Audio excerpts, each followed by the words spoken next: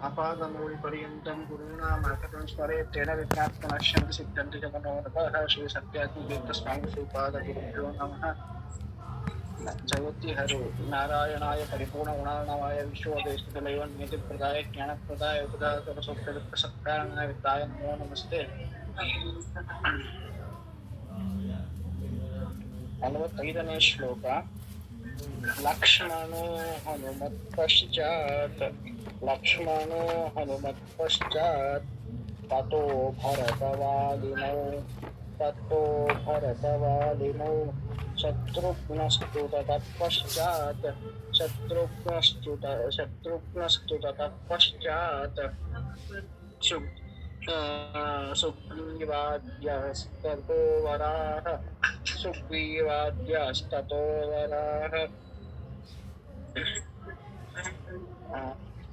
ಇನ್ನು ಒಂದು ರಾಮಾವತಾರದಲ್ಲಿ ಏನಾಯ್ತು, ಅಲ್ಲಿ ಹೇಗೆ ಕ್ರಮ ಅಂತ ಅನ್ನೋದನ್ನ ಆಚಾರ್ಯರು ಇಲ್ಲಿ ತಿಳಿಸ್ತಾರೆ. ಹನುಮಂತ ದೇವರಾದ ನಂತರದಲ್ಲಿ ಬರುವಂತಹದ್ದು ಲಕ್ಷ್ಮಣ. ಅಂದ್ರೆ ಅಷ್ಟು ಬಹಳ ಸೇವೆಯನ್ನ ಹನುಮಂತ ದೇವರು ರಾಮನ ಸೇವೆಯನ್ನ ಮಾಡಿದ್ದಾರೆ. ಹನುಮಂತ ದೇವರ ನಂತರದಲ್ಲಿ ಲಕ್ಷ್ಮಣ ಬಹಳ ಸೇವೆಯನ್ನ ಮಾಡಿದ್ದಾರೆ. ಅನಂತರದಲ್ಲಿ ಭರತ ಮತ್ತು ವಾಲಿನವು ಅಂತ ಹೇಳ್ತಾರೆ. ಅವರಿಬ್ಬರು ಬಹಳ ಸೇವೆಯನ್ನ ಮಾಡಿದ್ದಾರೆ. ಅನಂತರದಲ್ಲಿ ಶತ್ರುಘ್ನ, ಆಮೇಲೆ ಸುಗ್ರೀವ ಮತ್ತು ಇವರೆಲ್ಲರೂ ಕೂಡ ಅವರು ಬಹಳ ಸೇವೆಯನ್ನ ಮಾಡಿದ್ದಾರೆ ಅಂತ ಇಲ್ಲಿ ಆಚಾರ್ಯರು ಸಂಕ್ಷಿಪ್ತವಾಗಿ ರಾಮಾವತಾರದನ್ನ ತಿಳಿಸ್ತಾರೆ. ಇಲ್ಲಿ ಒಂದು ಪ್ರಶ್ನೆ ಏನು ಅಂತಂದ್ರೆ, ಇಲ್ಲಿ ಪ್ರಧಾನ ಅಂಗ ಅಂತ ಹೇಳಿಲ್ವಲ್ಲ, ಹನುಮಂತ ದೇವರೇ ಅತ್ಯಂತ ಹೆಚ್ಚು ಮಾಡಿದ್ದಾರೆ ಅಂತ ಹೇಳಿಲ್ವಲ್ಲ ಅಂತಂದ್ರೆ,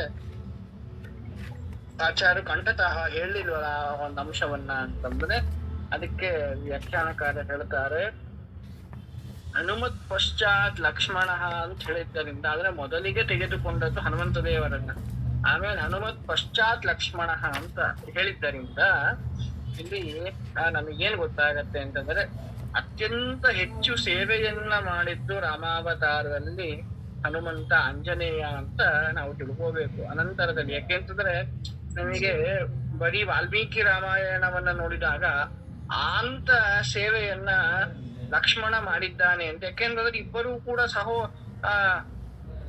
ಭ್ರಾತೃಗಳು, ಅಂದ್ರೆ ಅಣ್ಣ ತಮ್ಮಂದಿರು.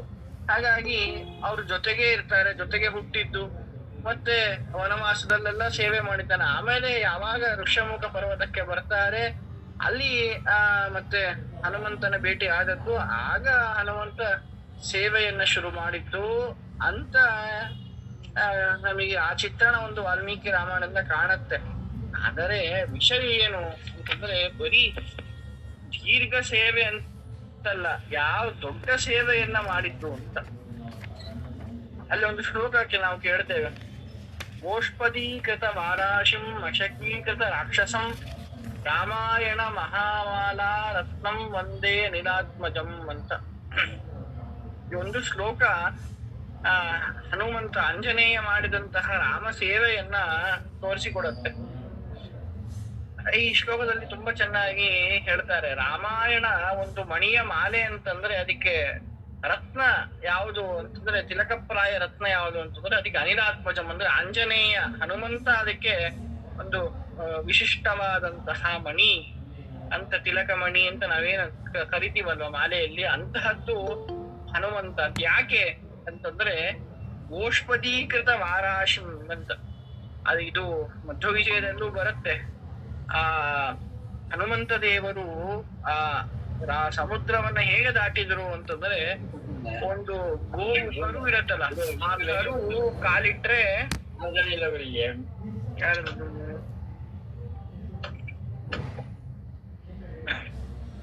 ಹಾಗಾಗಿ ಒಂದು ಕರು ಹಸಿಯಾದ ನೆಲದ ಮೇಲೆ ಒಂದು ಕರು ಕಾಲಿಟ್ಟಾಗ ಏನಾಗತ್ತೆ ಅಂತಂದ್ರೆ, ಅದು ಹೆಜ್ಜೆ ಗುರುತು ಬಿಡತ್ತೆ.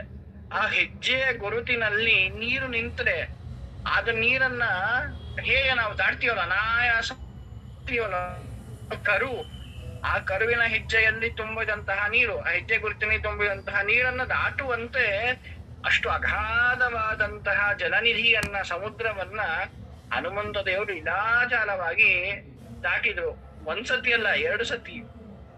ಆ ಯಾಕೆಂತಂದ್ರೆ ಒಮ್ಮೆ ಸೀತಾನ್ವೇಷಣೆಯಲ್ಲಿ ದಾಟ್ತಾರೆ, ಇನ್ನೊಮ್ಮೆ ಸಂಜೀವಿನಿ ಪರ್ವತವನ್ನ, ಗಂಧಮಾದನ ಪರ್ವತವನ್ನ ತರಬೇಕಾದರೆ ಅದು ಒಂದು ಪ್ರಸಂಗ ಬರುತ್ತೆ. ಹಾಗಾಗಿ 2 ಬಾರಿ ಹನುಮಂತ ದೇವರು ಅದನ್ನು ದಾಟಿದ್ದಾರೆ. ಮತ್ತಷ್ಟೇ ಅಲ್ಲ, ಮಶಕೀಕೃತ ರಾಕ್ಷಸಂ ಅಂತ ಶ್ಲೋಕದಲ್ಲಿ ಹೇಳ್ತಾರೆ. ಅಂದ್ರೆ ನೊಣಗಳಂತೆ, ಸೊಳ್ಳೆ ನೊಣಗಳಂತೆ ಹೊಸಕಿ ಹಾಕಿದ್ರು ಅಂತ.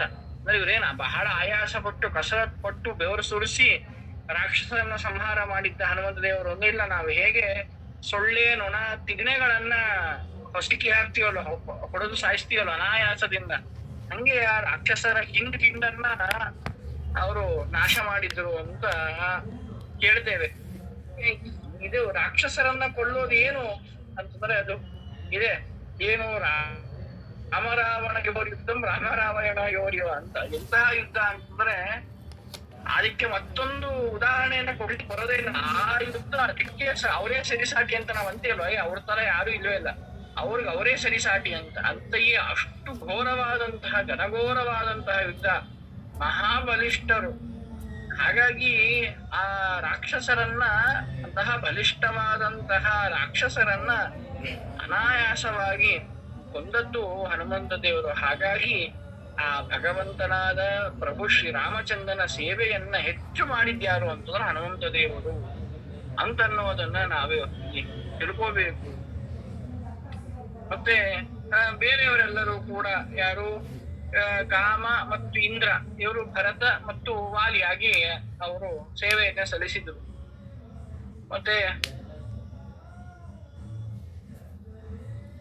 ಅಲ್ಲಿ ಏನಾಗತ್ತೆ ಅಂತಂದ್ರೆ, ವಾಲಿ ಅಲ್ಲಿ ಏನಾಗ್ತಾನೆ, ಅವನು ಸತ್ತೋದ, ಹೆಚ್ಚು ಸೇವೆ ಮಾಡಿಲ್ಲ. ಭರತನೂ ಕೂಡ ಅವನು ಸೇವೆಯನ್ನ ಮಾಡ್ತಾನೆ, ಆದ್ರೆ ಬೇರೆಯವರು ಅಷ್ಟು ಮಾಡಿಲ್ಲ. ಮುಂದಿನ ಶ್ಲೋಕದಲ್ಲಿ ಆಚಾರ್ಯ ಹೇಳ್ತಾರೆ ನೋಡಿ, 46ನೇ ಶ್ಲೋಕದಲ್ಲಿ, ರಾಮಕಾರ್ಯಂತು ಯೈ ಸಮ್ಯಕ್, ರಾಮಕಾರ್ಯಂತು ಯೈ ಸಮ್ಯಕ್ ಸ್ವಯೋಗ್ಯಂ ನ ಕೃತಂ ಪುರಾ, ಸ್ವಯೋಗ್ಯಂ ನ ಕೃತಂ ಪುರಾ, ತೈಃ ಪೂರಿತಂ ತತ್ಕೃಷ್ಣಾಯ, ತೈಃ ಪೂರಿತಂ ತತ್ಕೃಷ್ಣಾಯ, ಭೀಭತ್ಸ್ವಾದ್ಯೈ ಸಮಂತತಃ, ಭೀಭತ್ಸ್ವಾದ್ಯೈ ಸಮಂತತಃ. ನೋಡಿ, ಆ ಹಿಂದಿನ ರಾಮಾವತಾರದಲ್ಲಿ ಯಾರು ಹೆಚ್ಚು ಸೇವೆಯನ್ನ ಮಾಡಲಿಲ್ಲ ಅವರಿಗೆಲ್ಲ ಅವಕಾಶವನ್ನ ಭಗವಂತ ಕೃಷ್ಣಾವತಾರದಲ್ಲಿ ಒದಗಿಸಿಕೊಡ್ತಾನಂತೆ. ಯಾಕೆ ಅಂತಂದ್ರೆ ಆ ಎಲ್ಲರಿಗೂ ಕೂಡ ಸಾಧನೆ ಆಗ್ಬೇಕಲ್ವಾ.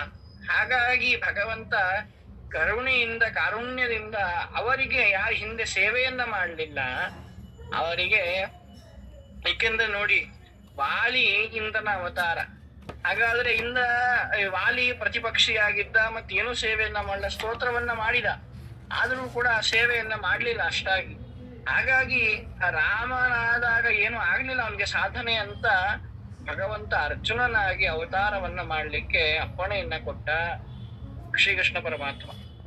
ಹಾಗಾಗಿ ಹಿಂದೆ ಯಾರಿಗೆ ರಾಮಾವತಾರಗಳಲ್ಲಿ ಸಾಧನೆ ಆಗ್ಲಿಲ್ಲ ಅವರಿಗೆಲ್ಲ ಇಲ್ಲಿ ಅದನ್ನ ಅವ್ರ ಸಾಧನೆ ಪೂರ್ತಿ ಆಗಲಿಕ್ಕೋಸ್ಕರ, ಸರಿಯಾಗಿ ಆಗಲಿಕ್ಕೋಸ್ಕರ, ಪೂರ್ಣವಾಗಿ ಆಗಲಿಕ್ಕೋಸ್ಕರ ಇಲ್ಲಿ ಅರ್ಜುನನೇ ಮೊದಲಾದವರಿಗೆ ಅವಕಾಶವನ್ನ ಕೊಟ್ಟ ಅಂತ ಹೇಳಿ ಅವರಿಂದ ಕೃಷ್ಣಾವತಾರದಲ್ಲಿ ಸಾಧನೆಯನ್ನ ಪೂರ್ಣವನ್ನ ಮಾಡಿಸಿದ ಅಂತ.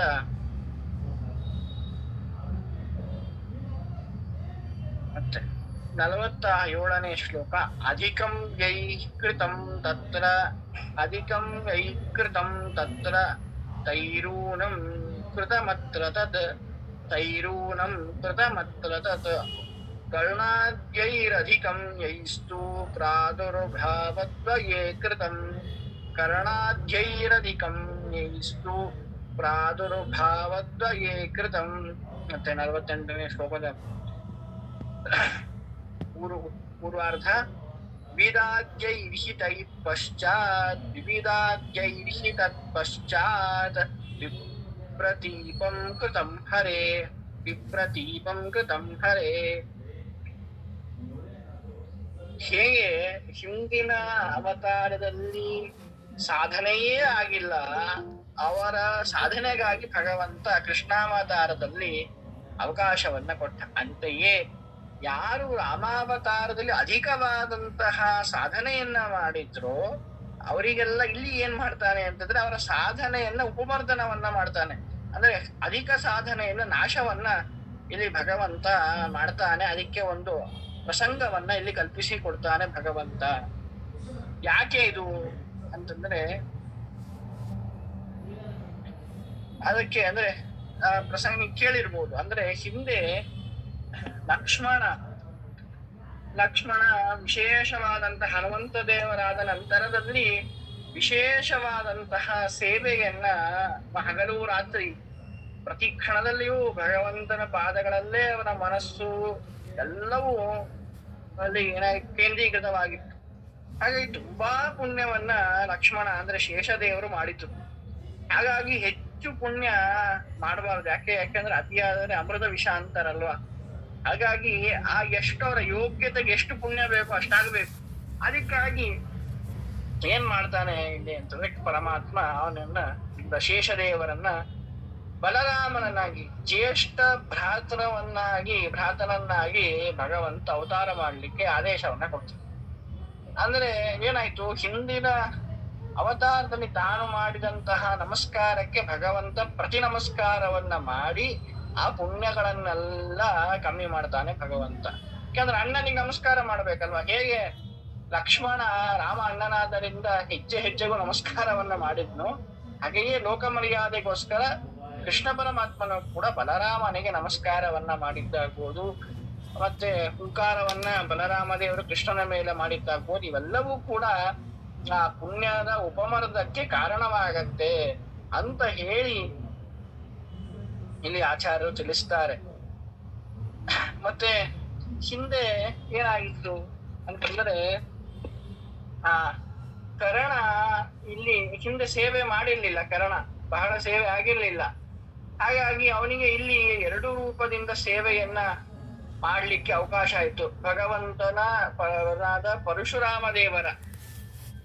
ಪರಶುರಾಮ ದೇವರ ವಿಶೇಷವಾದಂತಹ ಸೇವೆಯನ್ನ ಮಾಡಿ ಮತ್ತೆ ಅಲ್ಲೇ ಮತ್ತೇನಾಯ್ತು, ಕೃಷ್ಣನ ವಿರೋಧವನ್ನು ಕಟ್ಟಿಕೊಂಡು ಮತ್ತೆ ಅವನ ಒಂದು ಸೂರ್ಯನ ಒಂದು ಎಷ್ಟು ಸಾಧನೆ ಆಗಬೇಕೋ ಅಷ್ಟು 2 ಅವತಾರಗಳ ಸಮಷ್ಟಿಯಾಗಿ ಅಲ್ಲಿ ಭಗವಂತ ಮಾಡ್ತಾನೆ. ಹೀಗೆ ಭಗವಂತ ಹಿಂದೆ ನಾವು ಪ್ರಥಮಾಧ್ಯಾಯದಲ್ಲಿ ಕೇಳಿದ್ವಿ, ಭಗವಂತನಿಗೆ ಒಂದು ವೇದದಲ್ಲಿ ಕರೆಯುವಂತ ಹೆಸರಿದೆ. ಏನು ಅಂತ, ಏಧಮಾನದ್ವಿಟ ಅಂತ. ಅಂದ್ರೇನು, ಯಾರು ಬೆಳಿತಾರೋ ಅವರನ್ನ ದ್ವೇಷಿಸುವವನು, ಅವರನ್ನ ಸರಿ ಮಟ್ಟ ಹಾಕುವವನು ಅಂತ ಅರ್ಥ ಹೆಸರಿಗೆ. ಅಂದ್ರೆ ಸುಮ್ನೆ ಅಲ್ಲ, ನಮಗೆ ಬರುವಂತಹ ಮಾತ್ಸರ್ಯದಿಂದ ಹೊಟ್ಟೆ ಕಿಚ್ಚಿನಿಂದ ನಾವು ಬೇರೆಯವರಿಗೆ ಕೆಡಕು ಬಯಸ್ತೀವಲ್ವಾ ಅಂತ ಅದಲ್ಲ ಏಧಮಾನದ್ವಿಟ ಅಂತಂದ್ರೆ. ತಮ್ಮ ಯೋಗ್ಯತೆಯನ್ನ ಮೀರಿ ಯಾರು ಸಾಧನೆಯನ್ನ ಮಾಡಿದ್ದಾರೆ ಆ ಸಾಧನೆಯನ್ನ ಒಂದು ಹಂತಕ್ಕೆ ತರ್ತಾನೆ. ಏಕೆ ಹಿಂದೆ ಹೇಳಿದ್ದೆ, ಏನು ನಮ್ಮ ಸಾಧನೆ ಅಂದ್ರೆ ಮನುಷ್ಯೋತ್ತಮರ ಸಾಧನೆ ಕ್ರಮ ಬೇರೆ, ದೇವತೆಗಳ ಸಾಧನೆ ಕ್ರಮ ಬೇರೆ. ನಾವು ಹರಸಾಹಸವನ್ನ ಪಟ್ಟು ಎದುಸರನ್ನ ಪಡ್ತಾ ಏನೋ ನಾವು ಎಂಡಿಂಗ್ ಲೈನ್ ಅನ್ನ ರೀಚ್ ಆಗ್ತೇವೆ. ಆದರೆ ದೇವತೆಗಳು ಹಾಗಲ್ಲ, ಅವ್ರು ತುಂಬಾ ಶಕ್ತಿ ಜಾಸ್ತಿ, ಅವ್ರು ಎಂಡಿಂಗ್ ಲೈನ್ಗಿಂತ ಜಾಸ್ತಿ ಮುಂದೆ ಹೋಗ್ಬಿಟ್ಟಿರ್ತಾರೆ. ಆ ಭಗವಂತ ಏನ್ ಮಾಡ್ತಾನೆ, ರೇಸ್ ಮುಗಿಬೇಕಲ್ಲ, ನಾವು ಹರಸಾಹಸ ಪಟ್ಟು ಪಟ್ಟು ಎಂಡಿಂಗ್ ಲೈನ್ ಮುಟ್ಟಿದ್ರೆ ಅವ್ರು ವಾಪಸ್ ಭಗವಂತ ಹಿಂದೆ ಕರ್ಕೊಂಡ್ ಬರ್ತಾನೆ ಎಂಡಿಂಗ್ ಲೈನಿಗೆ. ಹಾಗೆ ಭಗವಂತ ದೇವತೆಗಳಲ್ಲಿ 100 ಪುಣ್ಯದಿಂದ ಮೋಕ್ಷ ಅಂತಿತ್ತು ಅಂತಂದ್ರೆ ಮನುಷ್ಯರು ತುಂಬಾ ಕಷ್ಟಪಟ್ಟು 95, 96, 98 ಅಂತ ಹೋಗಿ 100 ಮುಡ್ತಾರೆ. ಅದು ದೇವತೆಗಳು 110, 120, 150, 180 ಆ ರೀತಿಯಾದಂತಹ ಪುಣ್ಯಗಳನ್ನ ಮಾಡಿ ಮತ್ತೆ ಈ ರೀತಿಯಾದಂತಹ ಕಾರ್ಯಗಳಿಂದ ಮತ್ತೆ ಭಗವಂತನ ವಿರೋಧಗಳಿಂದ ಏನಾಗತ್ತೆ ಅಂತಂದ್ರೆ ಅವರಿಗೆ ಮತ್ತೆ ಅದು 100ಕ್ಕೆ ಬಂದು ನಿಲ್ಲತ್ತೆ. ಈ ರೀತಿಯಾಗಿ ಭಗವಂತ ಮಾಡುವಂತಹ ಕ್ರಮ. ಹಾಗಾಗಿ ಭಗವಂತನವ್ರಿಗೆ ಎಲ್ಲರಿಗೂ ಕೂಡ ಅವಕಾಶವನ್ನ, ಈ ಅವತಾರ ಅಂತಂದ್ರೆ ಏನೇ ಸಾಧಾರಣ ಅಲ್ಲ. ವಾದಿರಾಜರು ಸ್ವಪ್ನ ಪದ ಅಂತ ಒಂದಿದೆ, ಅದರಲ್ಲಿ ಅಂದ್ರೆ ವಾದಿರಾಜರು ಅಲ್ಲ, ಹಯಗ್ರೀವ ದೇವರೇ ಸ್ವಯಂ ಹೇಳಿದ್ದದನ್ನ. ಹಾಗಾಗಿ ಇಲ್ಲಿ ಭಗವಂತ ಹೇಳ್ತಾನೆ, ಅದು ಕನಸಿನಲ್ಲಿ ಹಯಗ್ರೀವ ದೇವರು ಪ್ರಕಟನಾಗಿ ಹೇಳಿದ್ದು. ಹೇಗೆ ನಾವು ಲಕ್ಷ್ಮೀ ಶೋಭಾನೆ ಅಂತ ಅನ್ನೋದು ಮಾಂಗಲ್ಯಪ್ರದ ಸೌಭಾಗ್ಯವನ್ನ ಕೊಡತ್ತೆ ಅಂತ ಪ್ರಸಿದ್ಧವೋ, ಅಂತೆಯೇ ಕನ್ನಡದ ಪದ್ಯ ಒಂದು ಸ್ವಪ್ನ ಪದ ಅಂತ, ಅದು ಜ್ಞಾನವನ್ನ ಕೊಡ್ಲಿಕ್ಕೆ ಇರುವಂತಹದ್ದು. ಹಾಗಾಗಿ ಆ ಒಂದು ಪದ್ಯದಲ್ಲಿ ಹಯಗ್ರೀವ ದೇವರು ಹೇಳ್ತಾರೆ ಏನಂತ ಅಂತಂದ್ರೆ, ಎನ್ನ ಸೇವೆಗೆ ಅಮರರು ಕೋಡಗಣ ತನುವಾಂತು ಆಗಿ ಕೋಡುಗಳ ತಲೆಯಲ್ಲಿ ಹೊತ್ತಿ ಅಂತ ಹೀಗೆ ಪದ್ಯ ಬರುತ್ತೆ. ಅಂದ್ರೆ ಭಗವಂತನ ಸೇವೆಗೆ ಕೋಡಗ ಅಂದ್ರೆ ಮಂಗ, ಕೋತಿ, ಆ ಕೋತಿಗಳಾಗಿ ಮತ್ತೆ ವೃಕ್ಷ ಮರಗಳಾಗಿ ಭಗವಂತನ ಸೇವೆಗಾಗಿ ರಾಮಸೇತು ನಿರ್ಮಾಣ ಮಾಡಬೇಕಾದ್ರೆ ಆ ಒಂದು ಬಂಡೆಗಲ್ಲನ್ನ ಹೊತ್ತು ಹಾಕಿದ್ದಾರೆ.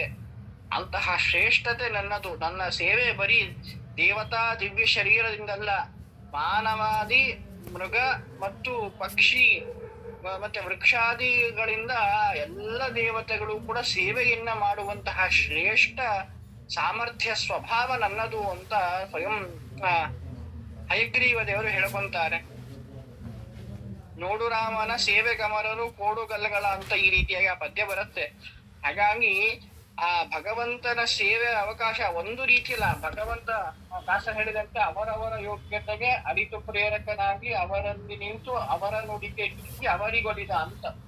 ಎಲ್ಲ ಸೇವೆಗೆ ಎಲ್ಲ ನಾವು ಮಾಡ್ಬಿಡ್ತೀವಿ ಅಂತಲ್ಲ, ಭಗವಂತನೇ ಪ್ರಸಂಗವನ್ನು ಕಲ್ಪಿಸಿ ಅವರಲ್ಲಿದ್ದು ಸಾಧನೆಯನ್ನ ಮಾಡಿಸುವಂತದ್ದು ಭಗವಂತ. ಅದು ಹೆಚ್ಚಾದ್ರೆ ಕಮ್ಮಿಯನ್ನ ಮಾಡ್ತಾನೆ, ಕಮ್ಮಿ ಆದ್ರೆ ಹೆಚ್ಚನ್ನ ಮಾಡ್ತಾನೆ. ಈ ರೀತಿಯಾಗಿ ಭಗವಂತನ ಕಾರುಣ್ಯ. ಹಾಗಾಗಿ ಭಗವಂತ ಈ ರೀತಿಯಾಗಿ ಮಾಡ್ತಾನೆ. ಇದು ಒಂದು ಕ್ರಮ. ನಮಗೆ ಅನ್ಸತ್ತೆ ಏನಿದು ದೇವತೆಗಳೆಲ್ಲ ಹೀಗ್ ಮಾಡಿಬಿಟ್ರು ಅಂದ್ರೆ ಅದರ ರಹಸ್ಯ ಹೀಗಿರುತ್ತೆ. ಸೂರ್ಯ ಭಗವಂತನಿಗೆ ವಿರೋಧ ಮಾಡಿದ, ಅಥವಾ ಶೇಷದೇವರು ಬಲರಾಮ ಹೀಗ್ ಮಾಡ್ದ ಅಂತಂದ್ರೆ ಅದು ಹಿಂದೆ ಮಾಡಿದಂತಹ ಪುಣ್ಯಗಳು, ಅದನ್ನ ಲೆಕ್ಕ ನಾವಿರೋದಲ್ಲ. ಯಾಕೆಂದ್ರೆ ಅದಕ್ಕೆ ಹೆಸರೇ ಅದೃಷ್ಟ ಅಂತ. ಪಾಪ ಪುಣ್ಯಗಳಿಗೆ ಹೆಸರು ಮತ್ತೊಂದು ಏನು ಅಂದ್ರೆ ಅದೃಷ್ಟ, ಕಣ್ಣಿಗೆ ಕಾಣಿಸ್ದೇ ಇರೋದು.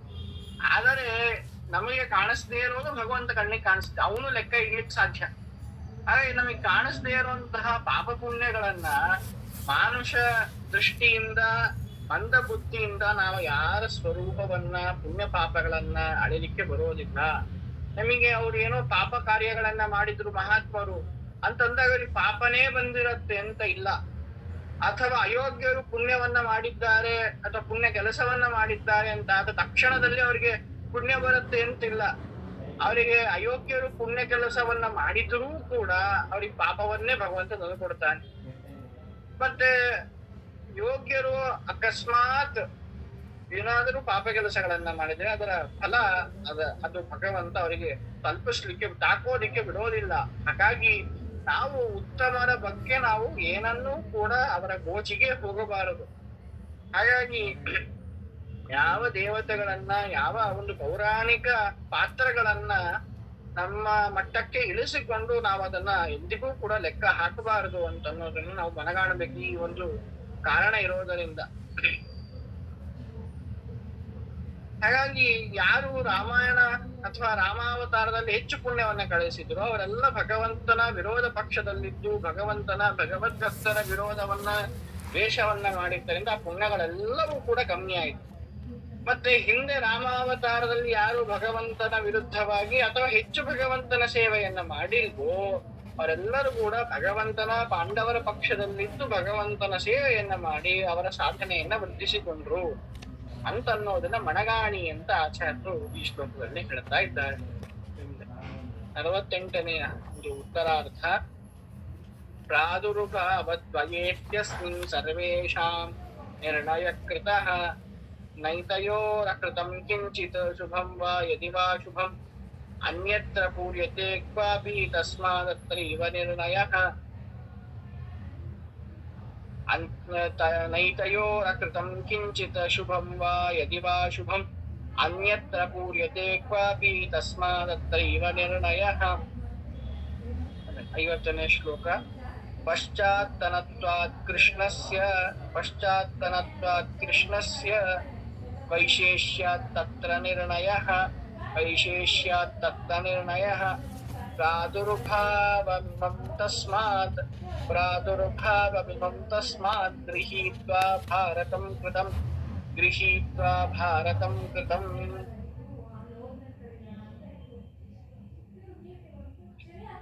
ಶ್ಲೋಕದಲ್ಲಿ ಆಚಾರ್ಯ ಏನನ್ನ ತಿಳಿಸ್ತಾರೆ ಅಂತಂದ್ರೆ, ಭಗವಂತನ ಸಾಕಷ್ಟು ಅವತಾರಗಳಿವೆ. ಆ ಸಾಕಷ್ಟು ಅವತಾರಗಳಲ್ಲಿ ಎರಡೇ ಅವತಾರ ಬಹಳ ಪ್ರಸಿದ್ಧ. ಸಾಕಷ್ಟು ನಾವೇನಂತೀವಿ ರಾಮ ಕೃಷ್ಣ ಅಂತಂತೀವಿ ಅಲ್ವಾ, ಬೇರೆ ಬರುತ್ತೆ ಹೆಸರಿಗೆ, ಆದ್ರೆ ಬಹಳ ಕಮ್ಮಿ.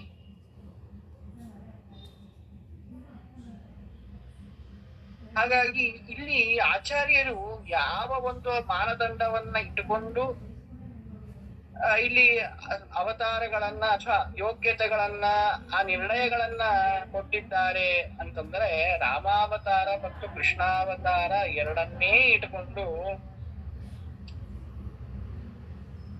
ಕೊಟ್ಟಿದ್ದಾರೆ. ಮತ್ ಬೇರೆ ಅವತಾರಗಳೆಲ್ಲ ಇದೆಯಲ್ಲ, ಯಾವುದು ಮತ್ಸ್ಯ ಕೂರ್ಮ ವರಾಹ, ಈ ಎಲ್ಲ ಅವತಾರಗಳು ಕೂಡ ಏನು ಅಂತಂದ್ರೆ,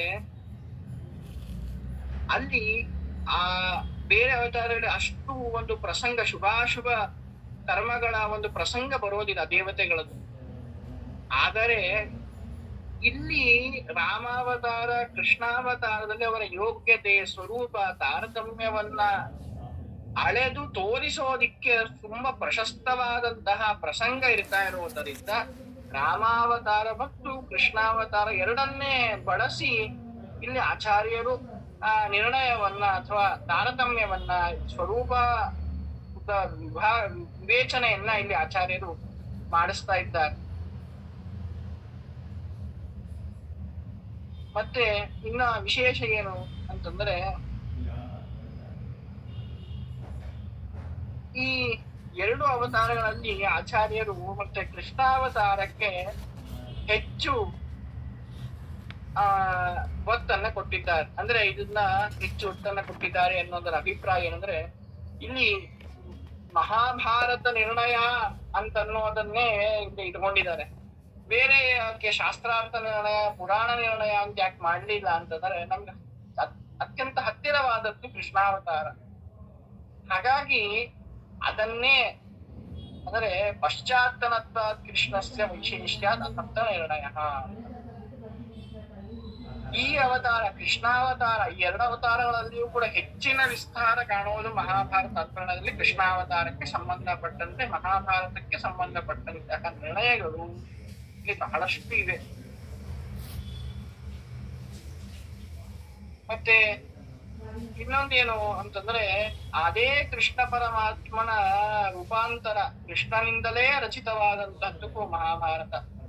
ಹಾಗಾಗಿ ವಾಸಿಷ್ಠ ಕೃಷ್ಣನಿಂದ ರಚಿತವಾದಂಥದ್ದು. ಹಾಗಾಗಿ ಅದು ಒಂದು ಕಾರಣ. ಅಂದ್ರೆ ನೀವು ಮತ್ತೆ ಮೂಲ ರಾಮಾಯಣವು ಹಯಗ್ರೀವ ರೂಪಿಯಾದ ಭಗವಂತನಿಂದ ರಚಿತವಾಗಿದೆ ಅಂತ ನೀವು ಪ್ರಶ್ನೆ ಮಾಡಿದ್ರು ಕೂಡ ಅದೆಲ್ಲವೂ ಕೂಡ ನಷ್ಟವಾಗಿರೋದರಿಂದ ಈಗ ಅದು ಪೂರ್ಣ ಗ್ರಂಥಕ್ಕೆ ಗ್ರಂಥವೇ ಮೂಲ ರಾಮಾಯಣ ಇಲ್ಲದೆ ಇರೋದರಿಂದ, ಹಾಗಾಗಿ ಮಹಾಭಾರತ ಒಂದು ಭಗವಾನ್ ಸ್ವಯಂ ವೇದವ್ಯಾಸ ದೇವರಿಂದ ರಚಿಸಲ್ಪಟ್ಟಿದೆ ಮತ್ತು ಅದರ ಹಿರಿಮೆಗಳನ್ನ ಹಿಂದೂ ನಾವು ಕಂಡಿದ್ದೇವೆ. ಹಾಗಾಗಿ ಇದಕ್ಕೆ ಮಹಾಭಾರತ ಕೃಷ್ಣನ ಒಂದು ಪ್ರಸಂಗದಿಂದ ಹೆಚ್ಚು ಇಲ್ಲಿ ನಿರ್ಣಯವನ್ನ ಆಚಾರ್ಯರು ಕೊಟ್ಟಿದ್ದಾರೆ ಅಂತನ್ನೋದನ್ನ ಅವರು ಆಚಾರ್ಯರೇ ಸ್ವಯಂ ಗ್ರಂಥಕಾರರೇ ತಿಳಿಸ್ತಾ ಇದ್ದಾರೆ. ಇಲ್ಲಿ ಒಂದು ಪ್ರಶ್ನೆ ಬರುತ್ತೆ ನಮಗೆ, ಮಹಾಭಾರತ ಎಲ್ಲವೂ ಕೂಡ ಹೇಳತ್ತೆ ಅಂತಂದ್ರೆ ರಾಮಾಯಣ ಬಗ್ಗೆ ಹೇಳತ್ತಾ? ಇದು ಯಾಕೆ ಪ್ರಸಿದ್ಧ ಏನು ರಾಮಾಯಣ ಅಂದ್ರೆ ರಾಮನ ಕಥೆ, ಮಹಾಭಾರತದ ಕೃಷ್ಣನ ಕಥೆಯನ್ನು.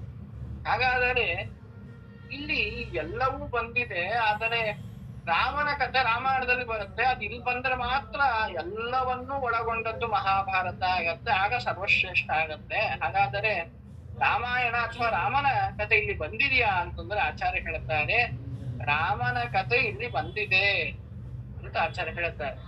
ಹೇಗೆ ಅಂತಂದ್ರೆ ಇವತ್ತೊಂದನೇ ಶ್ಲೋಕದಲ್ಲಿ ತಿಳಿಸ್ಕೊಡ್ತಾರೆ. ಮುಕ್ತಾರಾಮಕಥಾಪ್ಯಸ್ಮಿನ್ ಮಾರ್ಕಂಡೇಯ ಸಮಾಸ್ಯಯ ಮಾರ್ಕಂಡೇಯ ಸಮಾಸ್ಯಯ ತಸ್ಮಾದ್ಯದ್ಭಾರತೇನೋಕ್ತಂ ತದ್ಧಿನೈವ ಅಸ್ತಿ ಕುತ್ರಚಿತ್. ನೋಡಿ, ಈ ಒಂದು ವನಪರ್ವದಲ್ಲಿ ಬರುವಂತಹ ಒಂದು ಸಮಾಸ್ಯಾ ಪರ್ವ ಅಂತ ಅದೊಂದು ಅಂತರ್ಪರ್ವ. ಹಾಗಾಗಿ ಅಲ್ಲಿ ಮಾರ್ಕಂಡೇಯರು ಆ ಧರ್ಮರಾಜನಿಗೆ ರಾಮಚಂದ್ರನ ಒಂದು ಕಥೆಯನ್ನ ಹೇಳ್ತಾರೆ, ರಾಮಾಯಣವನ್ನ. ಹಾಗಾಗಿ ಅದೂ ಕೂಡ ಇಲ್ಲಿ ಬಂದಿದೆ ಅಂತ. ಅದಕ್ಕೆ ಆಚಾರ್ಯರ ಒಂದು ನಿರ್ಣಯವನ್ನ ಅಂದ್ರೆ ಮಹಾಭಾರತದ ಬಗ್ಗೆ ಹೇಳ್ತಾರೆ, ತಸ್ಮಾತ್ ಯದ್ ಭಾರತೇನೋಕ್ತಂ ತದೇನೇವಾಸ್ತಿ ಕುತ್ರಚಿತ್. ಅಂದ್ರೆ ಭಾರತದಲ್ಲಿ ಹೇಳಿಲ್ಲ ಅಂತಂದ್ರೆ ಅದು ಇನ್ನೆಲ್ಲೂ ಜಗತ್ತಿನಲ್ಲಿ ಇಲ್ಲವೇ ಇಲ್ಲ ಅಂತ ತಿಳ್ಕೊಂಬಿಡಿ ಅಂತ. ಅಂದ್ರೆ ಅದರ ಅರ್ಥ ಉಲ್ಟಾ ಮಾಡಿದ್ರೆ ಏನಾಗತ್ತೆ, ಎಲ್ಲವೂ ಮಹಾಭಾರತದಲ್ಲಿ ಹೇಳಿದೆ. ಹಾಗಾಗಿಯೇನೆ ಸಕಲ ಶಾಸ್ತ್ರದ ಸಾರ, ಸಕಲ ಶಾಸ್ತ್ರಗಳ ನಿರ್ಣಾಯಕವಾಗುವುದು ಮಹಾಭಾರತ ಅಂತ ಗಟ್ಟಿ ಮಾಡ್ಕೊಳ್ಳಿ ಅಂತ ಹೇಳ್ತಾ ಇದ್ದಾರೆ ಆಚಾರ್ಯರು. ರಾಮಾಯಣವೂ ಇಲ್ಲಿ ಹೇಳಿದೆ, ಇನ್ನೇನು ಬೇಕು ನಿಮಗೆ, ಎಲ್ಲವೂ ಕೂಡ ಇಲ್ಲಿ ಇದೆ ಅಂತ ಹೇಳಿ ಆಚಾರ್ಯರು ಮುಂದೆ 52ನೇ ಶ್ಲೋಕ ಹೇಳ್ತಾರೆ, ಅತ್ರೋಕ್ತಂ ಸರ್ವಶಾಸ್ತ್ರೇಷು ನಹಿ ಸಮ್ಯಕ್ ಉದಾಹೃತಂ, ಅತ್ರೋಕ್ತಂ ಸರ್ವಶಾಸ್ತ್ರೇಷು ನಹಿ ಸಮ್ಯಕ್ ಉದಾಹೃತಂ ಇತ್ಯಾದಿ ಕಲಿತಂ ಸರ್ವಂ ಬ್ರಹ್ಮಾಂಡೇ ಹರಿಣಾ ಸ್ವಯಂ, ಇತ್ಯಾದಿ ಕಲಿತಂ ಸರ್ವಂ ಬ್ರಹ್ಮಾಂಡೇ ಹರಿಣಾ ಸ್ವಯಂ. ಇಲ್ಲಿ ಹೇಳಲ್ಪಟ್ಟಂತಹ ಇಲ್ಲಿ ನಿರ್ಣಯಿಸಲ್ಪಟ್ಟಂತಹ ಇಲ್ಲಿ ಕೊಟ್ಟಂತಹ ದೃಷ್ಟಾಂತ ಇನ್ನೆಲ್ಲೂ ಕೂಡ ಅಷ್ಟು ಚೆನ್ನಾಗಿ ಕೊಟ್ಟೇ ಇಲ್ಲ ಅಂತ. ಇಲ್ಲಿ ಹೇಳಿದಂತಹ ದೃಷ್ಟಾಂತಗಳು, ಸಮನ್ವಯಗಳು, ಪ್ರಮೇಯಗಳನ್ನ ಇನ್ನೆಲ್ಲೂ ಕೂಡ ಸ್ಪಷ್ಟವಾಗಿ ಸ್ವಯಂ ಯಾರು ಹೇಳೋದು, ವೇದವ್ಯಾಸ ದೇವರೇ ಹೇಳ್ತಿರೋದು. ಬ್ರಹ್ಮಾಂಡ ಪುರಾಣವನ್ನ ಬರೆದವರು ವೇದವ್ಯಾಸ ದೇವರೇ, ಮಹಾಭಾರತವನ್ನ ರಚನೆ ಮಾಡಿದವರು ವೇದವ್ಯಾಸ ದೇವರೇ. ಹಾಗಾದ್ರೆ ಅವರೇ ಹೇಳ್ಕೊಂತಾರೆ, ಸ್ವಯಂ ಆಚಾರ್ಯರು ಹೇಳೋದೆಲ್ಲ ಮಾತಿದು ಸಂಗ್ರಹವನ್ನ ಮಾಡಿ ಆಚಾರ್ಯ ಇಲ್ಲಿ ಕೊಟ್ಟಿದ್ದಾರೆ. ಆದರೆ ವೇದವ್ಯಾಸ ದೇವರೇ ಮಹಾಭಾರತ ಅಷ್ಟು ಗ್ರಂಥ ರಾಶಿಗಳನ್ನ ಬರೆದಂತಹ ವೇದವ್ಯಾಸ ದೇವರು ಹೇಳ್ತಾರೆ, ಎಲ್ಲ ಬರೆದಿದ್ದೇನೆ, ಇದನ್ನೊಂದು ಮಾಸ್ಟರ್ ಪೀಸ್ ವರ್ಕ್ ಅಂತಾರಲ್ವಾ. ಇವಾಗ ಎಲ್ಲರೂ ಕೂಡ ಸಾಕಷ್ಟು ಇಂಜಿನಿಯರ್ ಆಗ್ಬೋದು ಅಥವಾ ಆರ್ಟಿಸ್ಟ್ ಆಗ್ಬೋದು, ಕೇಳಿದ್ರೆ ನಿಮ್ದಲ್ಲಿ ಬೆಸ್ಟ್ ಯಾವ್ದ್ರಿ ಅಂದ್ರೆ ಇದು ನಂದು ಬೆಸ್ಟ್ ಅಂತ ಹೇಳ್ತಾರೆ. ಅಂತೆ ವೇದವ್ಯಾಸ ದೇವರ ನಾವೇನಾದ್ರೂ ಕೇಳಿದ್ರೆ, ಸ್ವಾಮಿ ನೀವು ಇಷ್ಟೆಲ್ಲ ಮಾಡಿದಿರಾ, ಇದರಲ್ಲಿ ಯಾವುದು ಅತ್ಯುತ್ತಮ ಅಂತಂದ್ರೆ ಅವರು ಮಹಾಭಾರತ ಅಂತ ಹೇಳ್ತಾರೆ. ಯಾಕೆ ಅಂತಂದ್ರೆ ಇಲ್ಲಿ ನಾನು ನಿರೂಪಣೆಯನ್ನ ಮಾಡಿದ್ದು ಮನಪೂರ್ವಕವಾಗಿ, ಬೇರೆ ಎಲ್ಲೂ ಕೂಡ ಅದನ್ನ ಮಾಡಿ ಅಷ್ಟು ಚೆನ್ನಾಗಿ ವಿವರಣೆಯನ್ನ ಮಾಡಿ ಮನಮುಟ್ಟುವಂತೆ ಬೇರೆಲ್ಲೂ ಕೂಡ ಬೇರೆ ಕಡೆ ಮಾಡಿದ್ದೇನೆ, ಆದರೆ ಅಷ್ಟು ಇಲ್ಲಿ ಮಾಡಿದಷ್ಟು ಚೆನ್ನಾಗಿ ಬೇರೆಲ್ಲೂ ಮಾಡಿಲ್ಲ ಅನ್ನೋದನ್ನ ಬ್ರಹ್ಮಾಂಡ ಪುರಾಣದಲ್ಲಿ ವೇದವ್ಯಾಸ ದೇವರೇ ಇದನ್ನ ಹೇಳಿದ್ದಾರೆ ಅಂತ. ಮತ್ತೆ ಇಲ್ಲಿ ಬರುವಂತಹ ವಿಶೇಷ ಬೇರೆ ಕಡೆ ಹೇಳದೇ ಇರೋದು ಕೂಡ ಇಲ್ಲಿ ಹೇಳಿದೆ ಅಂತ ಹೇಳ್ತಾರೆ. ಮತ್ತೆ 53ನೇ ಶ್ಲೋಕದಲ್ಲಿ ಆಚಾರ್ಯರು ಚೂರು ಹೇಳ್ತಾರೆ, ಏನು ಅಂತಂದ್ರೆ ಮಾರ್ಕಂಡೇಯೇತಿ ಕಥಿತಂ ಭಾರತಸ್ಯ ಪ್ರಶಂಸನಂ. ನೋಡಿ, ಮಾರ್ಕಂಡೇಯ ಪುರಾಣದಲ್ಲಿಯೂ ಕೂಡ ಸ್ವಯಂ ವೇದವ್ಯಾಸ ದೇವರೇ ಹೊಗಳ್ತಾರೆ. ಹೇಗೆ ಅಂತಂದ್ರೆ, ದೇವತಾನಾಂ ಯಥಾ ವ್ಯಾಸೋ ದ್ವಿಪದಾಂ ಬ್ರಾಹ್ಮಣೋ ವರಃ, ದೇವತಾನಾಂ ಯಥಾ ವ್ಯಾಸೋ ದ್ವಿಪದಾಂ ಬ್ರಾಹ್ಮಣೋ ವರಃ. ಇನ್ನ 54ನೇ ಶ್ಲೋಕ, ಆಯುಧಾನಾಂ ಯಥಾ ವಜ್ರಂ ಓಷಧೀನಾಂ ಯಥಾ ಯವಾಹ.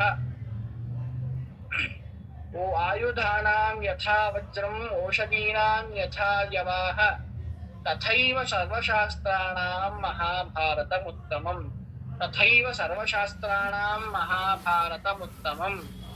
ನೋಡಿ, ಯಾವ್ದ್ಯಾವ್ದ್ರಲ್ಲಿ ಶ್ರೇಷ್ಠ ಅಂದ್ರೆ ದೇವತೆಗಳಲ್ಲಿ ಶ್ರೇಷ್ಠರಾದವರು ದೇವಾದಿದೇವ ಯಾರು ಅಂತಂದ್ರೆ ವ್ಯಾಸ ಅಂದ್ರೆ ವೇದವ್ಯಾಸ ದೇವರು ಅಂತ ಮಾರ್ಕಂಡೇಯ ಪುರಾಣದಲ್ಲಿ ಹೇಳಿರುವಂತಹ ಮಾತಿ.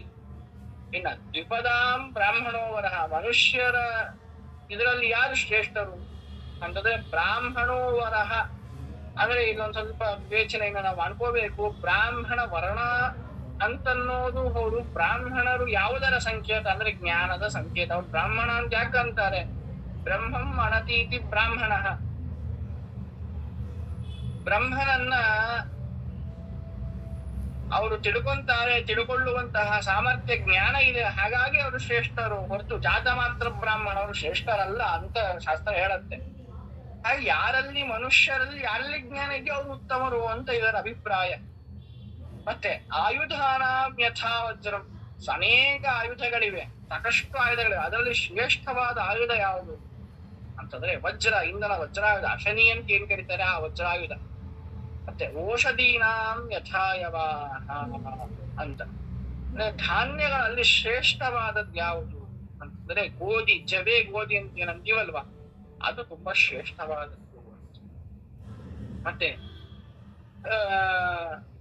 ಸರ್ವಶಾಸ್ತ್ರ ಮತ್ತೆ ತಥೈವ ಸರ್ವಶಾಸ್ತ್ರಾಣ ಮಹಾಭಾರತ ಉತ್ತಮಂ. ಹಾಗೆ ಎಲ್ಲ ಶಾಸ್ತ್ರಗಳಲ್ಲಿ ಶ್ರೇಷ್ಠವಾದದ್ದು ಯಾವುದು ಅಂದ್ರೆ ಅದು ಮಹಾಭಾರತ. ಅದು ಅತ್ಯಂತ ಶ್ರೇಷ್ಠವಾಗಿದೆ ಅಂತ ಅನ್ನೋದನ್ನ ಇಲ್ಲಿ ತಿಳಿಸಿಕೊಡ್ತಾ ಇದ್ದಾರೆ ಆಚಾರ್ಯರು. ಇವತ್ತಿನ ಪಾಠವನ್ನು ಪ್ರಶ್ನೆ ಇದ್ರೆ ಕೇಳಬಹುದು.